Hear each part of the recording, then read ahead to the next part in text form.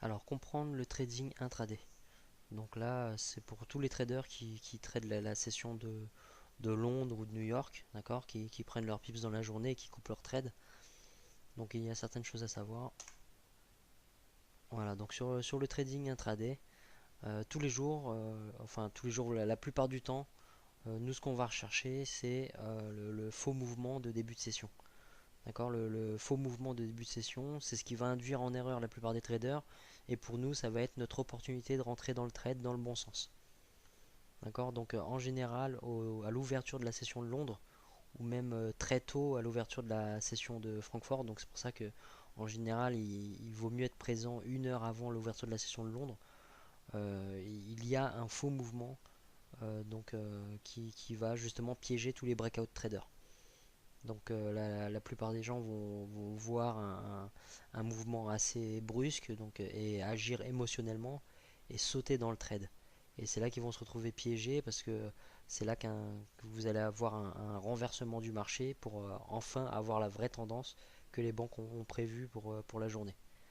D'accord. Donc regardez bien sur vos graphiques en début de session, même en fin de session de Londres et en début de session de New York, vous allez voir qu'il y a des faux mouvements, des mouvements assez brusques.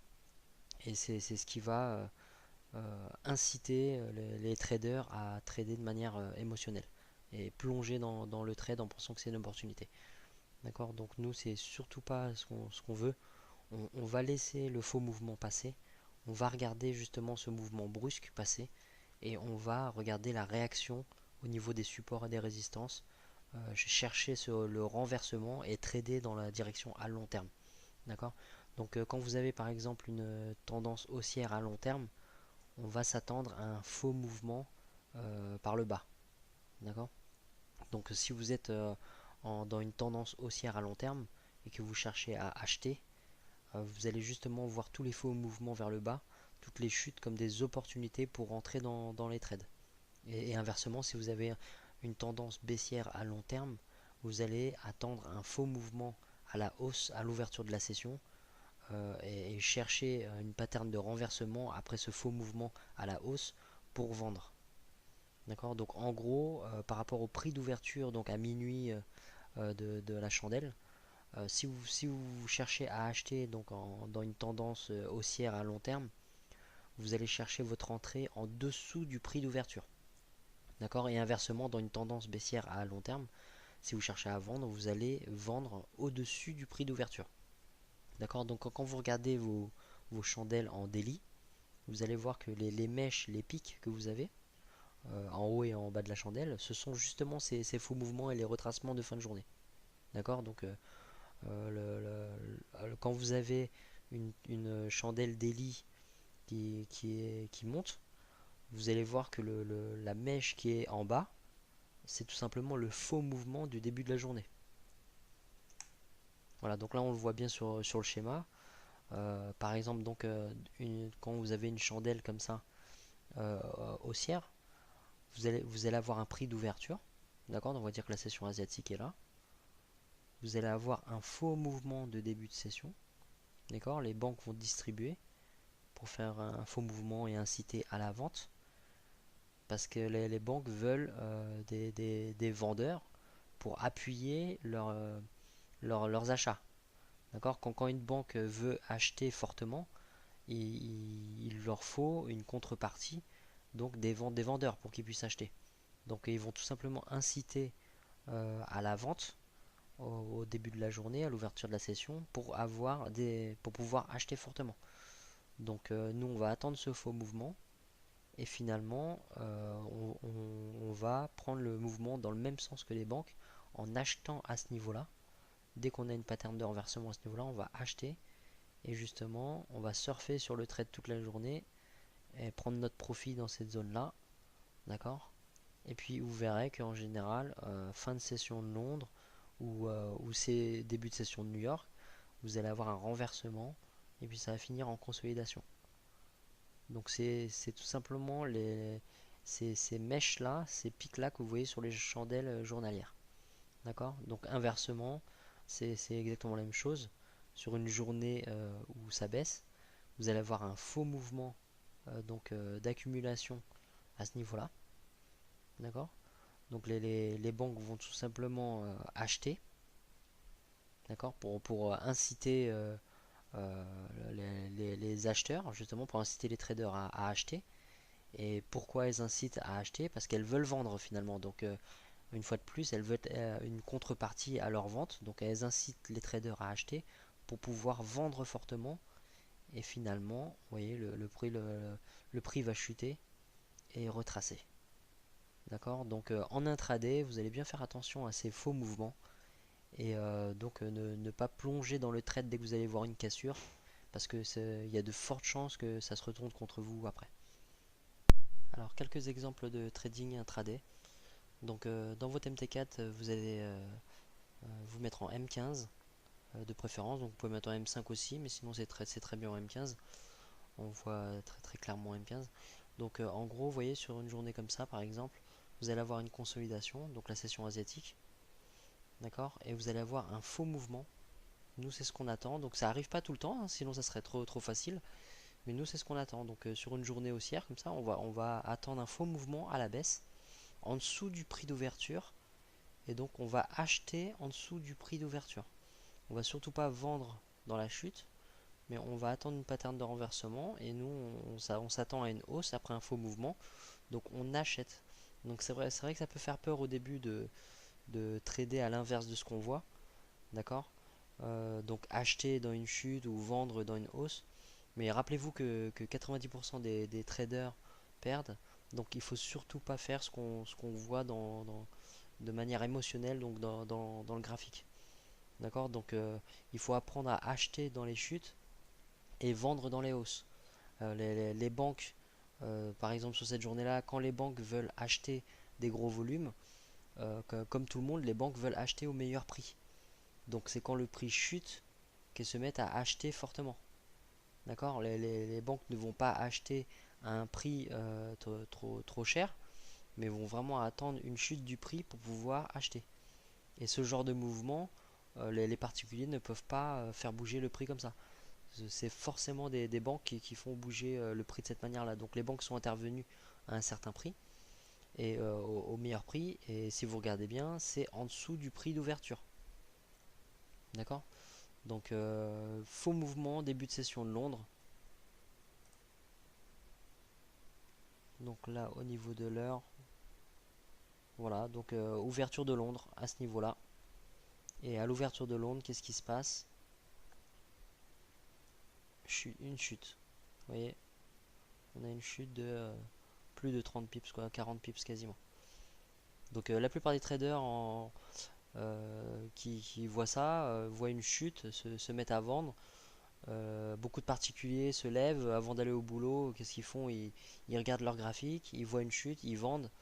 Et quand ils rentrent le soir, bah, tout simplement, leur stop a été tapé, quoi. D'accord. Donc là, vous savez qu'il y a un faux mouvement, vous attendez ce faux mouvement. Là, les supports et résistances ne sont pas indiqués sur le graphique, mais il doit certainement y avoir un gros support à ce niveau-là. Donc une course au support, et ça a rebondi sur le support, et les banques ont acheté fortement. Alors, donc, ouverture de Londres, d'accord. La chute, le faux mouvement. Ouverture de New York.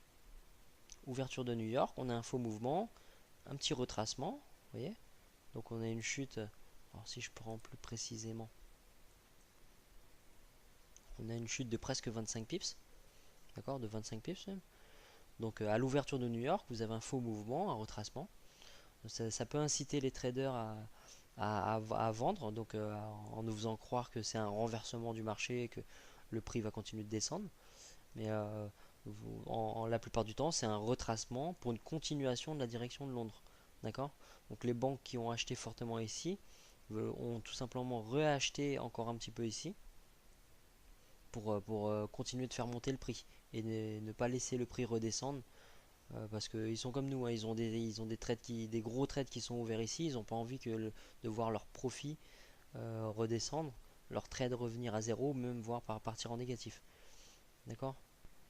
Alors d'autres exemples de trading intraday, d'accord, de faux mouvements. Donc là vous avez le prix d'ouverture, d'accord, et donc sur une journée où le prix va grimper, vous voyez que vous avez une chute du prix par rapport au prix d'ouverture. D'accord? Donc ouverture de Londres, voilà. Donc vous voyez l'ouverture de Londres est là. Un mouvement brusque à la hausse. Les traders particuliers qui tradent à l'émotionnel donc achètent, puis une chute, ça tape leur stop, ils vendent de manière émotionnelle, et puis une fois de plus, renversement. Donc vous voyez, ce sont tous les faux mouvements que vous avez à l'ouverture de la session de Londres. Donc comportement typique donc en trading intraday, donc à l'ouverture de la session de Londres. Donc vous voyez cette chandelle là. Donc à un moment elle est pleine et vraiment vous avez une grosse chandelle de chute qui casse le bas de la session asiatique. D'accord? Donc vous avez aussi vous avez des personnes qui ont vendu à ce niveau-là ou même qui avaient mis des ordres différés et donc qui ont vendu à ce niveau-là. Les breakout traders. Donc voilà pourquoi il faut éviter de trader les cassures de la session asiatique. Parce que à l'ouverture de Londres, vous avez toujours des faux mouvements qui induisent en erreur. D'accord? Mais là, ce qu'il faut retenir, c'est que par rapport au prix d'ouverture de la journée, donc sur une chandelle daily qui va être haussière, vous allez avoir un faux mouvement, donc qui va faire le pic de la chandelle daily. D'accord? Donc admettons que là vous ayez une chandelle, là, bon là on est en M15, mais admettons que ce sont des chandelles daily. Quand vous avez une chandelle avec un pic en dessous comme ça, c'est le faux mouvement. D'accord? Vous allez avoir le faux mouvement de début de session, puis après finalement une grimpée. Donc c'est ce qu'on a ici dans la journée. Faux mouvement, début de session, puis grimpée. D'accord? Vous pouvez regarder sur toutes les paires, habituez-vous à repérer ça, donc par rapport aux horaires clés hein, qu'on a vu précédemment. Regardez bien et vous allez voir que ça arrive tout le temps. Quand ça peut pas arriver systématiquement, comme je vous ai dit, ça serait trop facile, mais ça arrive très très souvent et c'est ce qu'on recherche. Donc vous voyez là par exemple, session asiatique, on a une cassure de la session, faux mouvement à la hausse. Les breakout traders en voyant ça, ils ont acheté. Qu'est-ce qu'on voit tout de suite? Une chute. D'accord?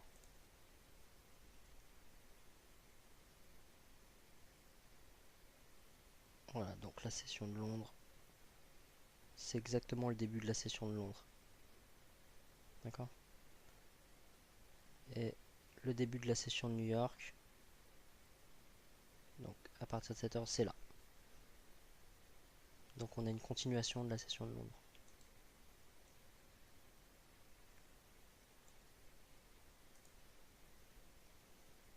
Alors, ouverture de la session de Londres, on a une chute, on a une hausse donc qui casse le précédent haut, d'accord? Donc là c'est, vous voyez, ils induisent vraiment en erreur, hein. Donc quand vous avez cette chute là, la plupart ont vendu, d'accord? La plupart ont vendu et les breakout traders également parce que ça a cassé le bas de la session asiatique. Donc quand on arrive à ce niveau là, beaucoup de personnes ont vendu. Donc les banques sont pas là pour nous laisser faire du profit, le prix remonte et donc tape les stops. D'accord? Donc ceux qui ont vendu à ce niveau-là, donc le prix, le trade, ils sont sortis de leur trade. D'accord? Puis après on a encore un inversement. Et l'ouverture de la session de New York est là. Une continuation pardon, et retracement, consolidation.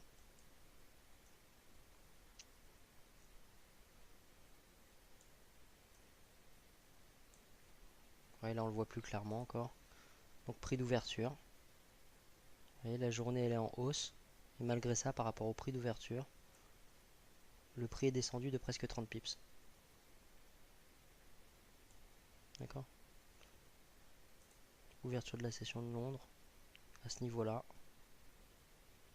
Mouvement brusque vers le haut, mouvement brusque vers le bas, qui casse la session asiatique. puis finalement une hausse. Là on a un retracement, puis une continuation. La session de New York, début de session de New York, on est là. On a une continuation, puis un renversement.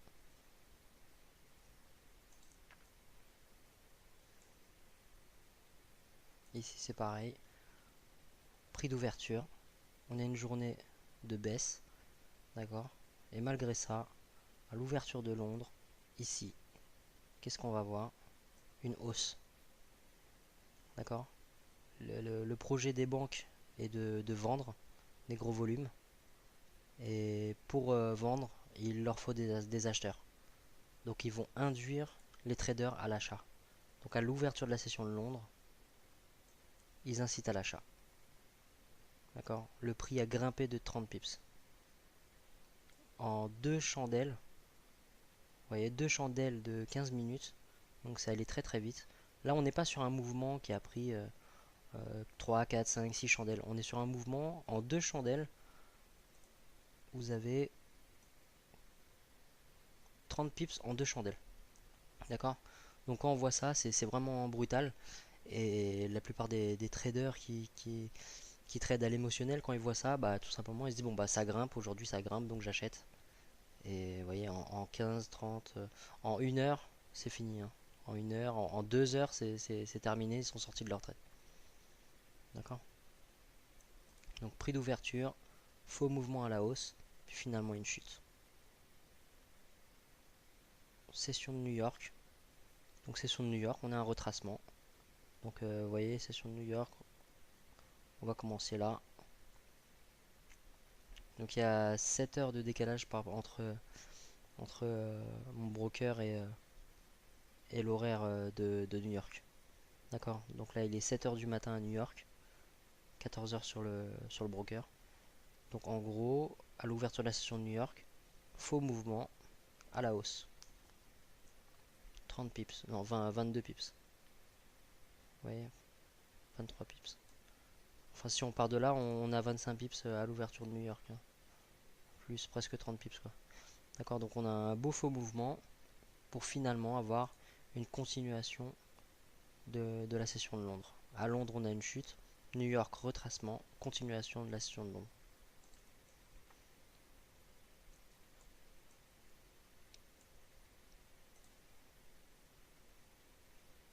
Alors, ouverture de Londres.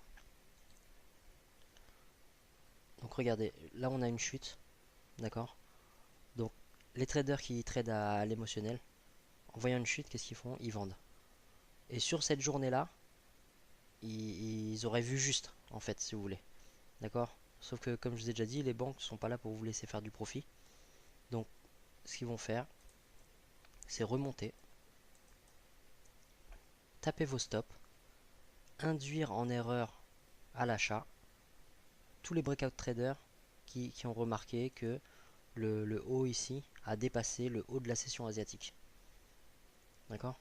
Donc non seulement ils ont tapé les stops de ceux qui ont vu juste en vendant là, mais en plus de ça ils ont induit en erreur ceux qui ont acheté à ce niveau-là, pour finalement renverser encore.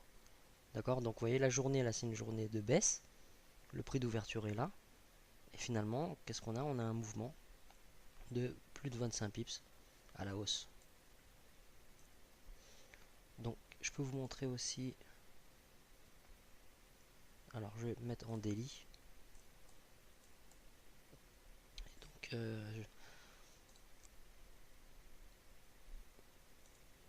je vais rajouter ce qu'on a vu précédemment, les moyennes mobiles.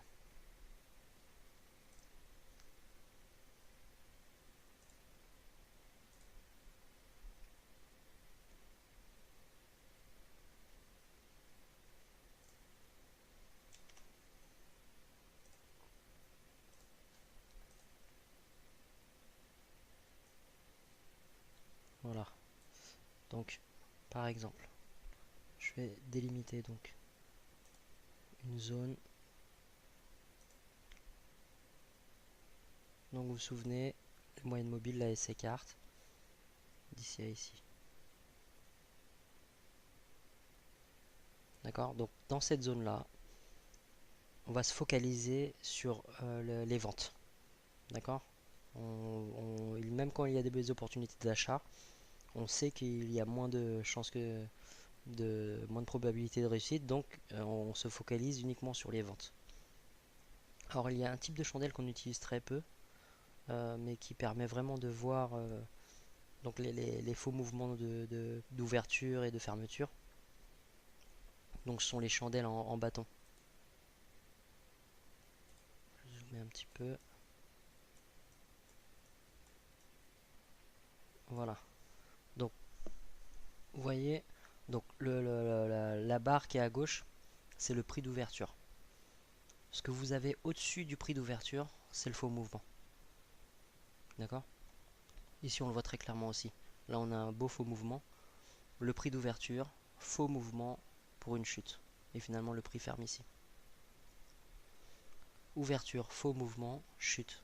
On a une fermeture ici. D'accord. Donc ici, on peut avoir une perte. Vous voyez. Donc on a un mouvement haussier. Ici, ça doit être un dimanche, une petite chandelle comme ça. Ici, on a un gain, faux mouvement, chute. Ici, on peut avoir une perte. Ici, on peut avoir une perte. Ici, c'est un dimanche. Un gain, faux mouvement, chute. Alors, je sais pas. Alors, ici, c'est peut-être pas un dimanche, c'est plutôt ici le dimanche. D'accord. Mais de toute façon, vous n'allez pas rentrer dans tous les trades à moins d'avoir vraiment d'autres outils qui confirment, hein. Mais là, je vous donne grossièrement un petit peu une vue d'ensemble de ce qui se passe en intraday par rapport au faux mouvement. D'accord. Donc, ici, faux mouvement, chute. Faux mouvement, chute. Faux mouvement, chute. Faux mouvement, chute. Faux mouvement, chute. Vous voyez, toutes ces journées-là, vous gagnez. Ici, on peut avoir une perte. Ici, faux mouvement, chute. Faux mouvement, chute. Ici, soit un dimanche ou une perte. Faux mouvement, chute. Une perte. Faux mouvement, chute. Éventuellement une perte. Donc si vous faites le compte, vous allez voir que en respectant ce principe de faux mouvement par rapport au prix d'ouverture, donc en vendant au-dessus du prix d'ouverture, vous allez avoir beaucoup plus de gains que de pertes. D'accord. Donc après, pour limiter les pertes, vous allez voir que en utilisant d'autres outils de confirmation, vous allez réduire justement et ne pas rentrer dans des trades où les setups ne sont pas là. D'accord. Mais en gros, grâce à ce principe de faux mouvement à l'ouverture et de tendance, donc de direction à long terme avec les moyennes mobiles, vous allez déjà avoir un gros avantage en sachant à quoi vous attendre. D'accord. Donc quand vous êtes dans une période comme celle-là avec les moyennes mobiles donc qui vous montrent une tendance baissière, vous savez que vous, ce que vous voulez à l'ouverture par rapport au prix d'ouverture, c'est un faux mouvement à la hausse et vendre. D'accord. Vous n'avez pas envie d'un faux mouvement à la baisse et d'acheter. Ok. Donc on peut prendre une autre période, par exemple ici, si vous voulez. Hop.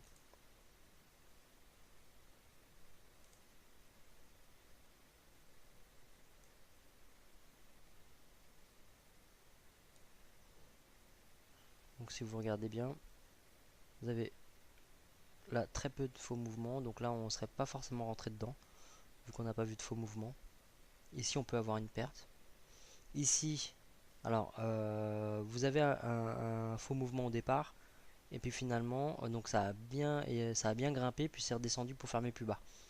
Donc le range ici, il vous permet de prendre votre profit, hein. D'accord. Vous avez certainement coupé votre profit durant la hausse, puis après, bon, bah, il y a eu un retracement. Ici, vous voyez un petit faux mouvement, puis une hausse.